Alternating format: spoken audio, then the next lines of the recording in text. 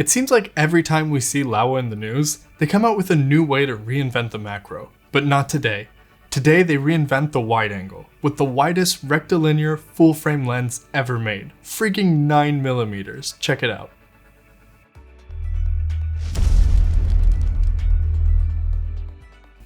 Imagine if your 9mm fisheye had no distortion. Could you imagine what that would look like?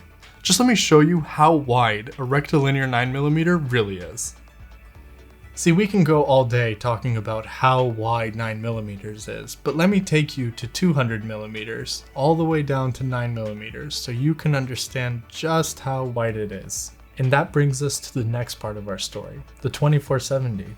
That'll take us all the way down to 24mm, which is still pretty wide, but not as wide. Now this is only 14mm. We need to go one further. This, ladies and gentlemen, is 9mm. Also, welcome to our studio.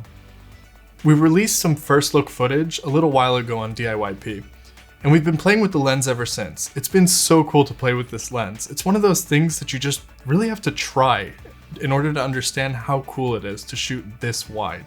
The widest lens in my arsenal right now is like a 14mm, and I love it to death. It's a great piece of glass, and when you get a situation where you need to go wide, it's always proven itself useful.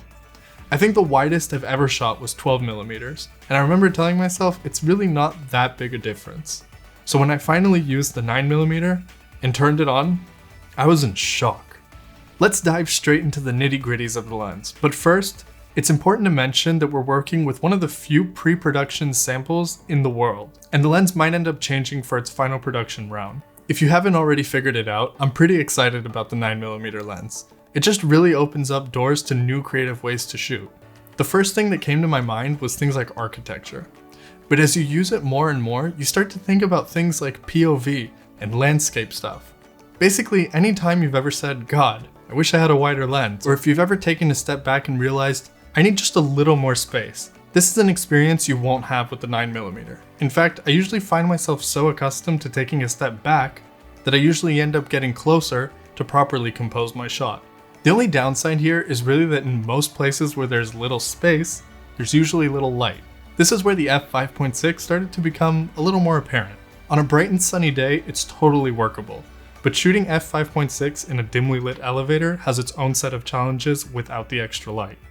I know this whole 9mm territory is new, but if this was f2.8, it would have been amazing. When looking for things to shoot, I started with the given: tight spaces. As you explore the lens, you see it really shines in architecture since there's little to no distortion and the lens performs really well edge to edge. Shooting wide landscapes and cityscapes is kind of a new for me. I've usually tried to avoid this with my 14mm because of the strong distortion. And my 16mm is great, but it's not that wide. Being able to shoot at 9mm gives any high-rise complex sort of Manhattan feel to it. If the side stretching bothers you a bit, you can always shoot 4K and crop a bit. Either way, it's such a unique look.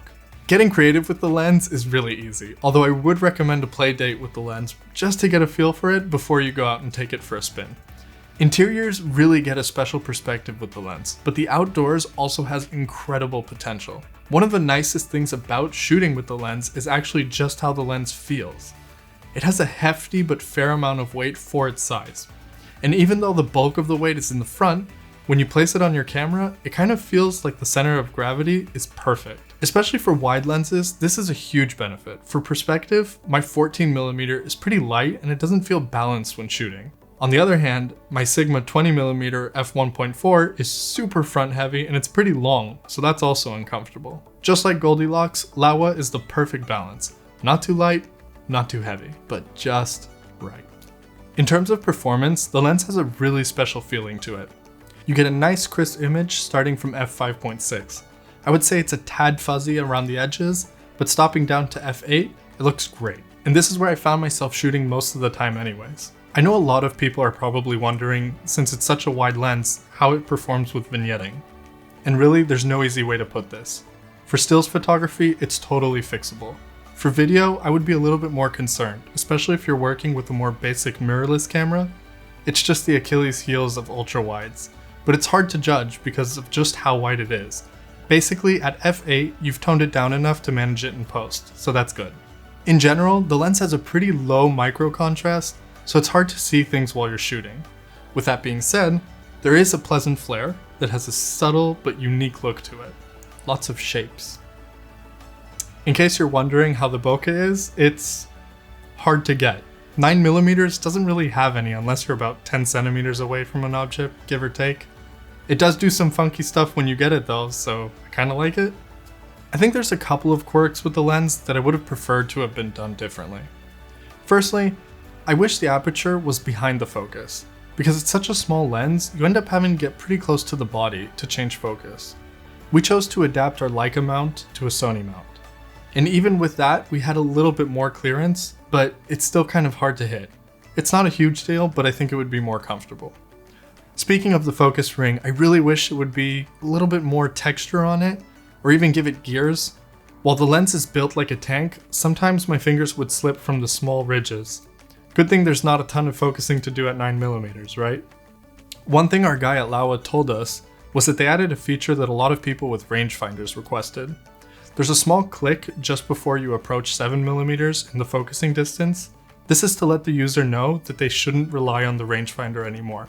It's a really nice touch by Laowa, and I'm glad they're listening to their users. Unfortunately, the price and availability of the lens are still unknown to us, but we'll be posting about it on DIYPhotography.net, so make sure you stay tuned for that. All in all, the 9mm is a landmark of a lens, really pushing the boundaries of what we artists are capable of doing and creating. I think you guys are going to get a kick out of it when it comes out. Solid work by the people at Laowa for bringing yet another incredible angle to the market. So that wraps up today's video. If you like this video, make sure you hit that like button and consider subscribing for some more awesome content and news. I'm Adam Frimmer from DIYPhotography.net, and I'll see you in the next video.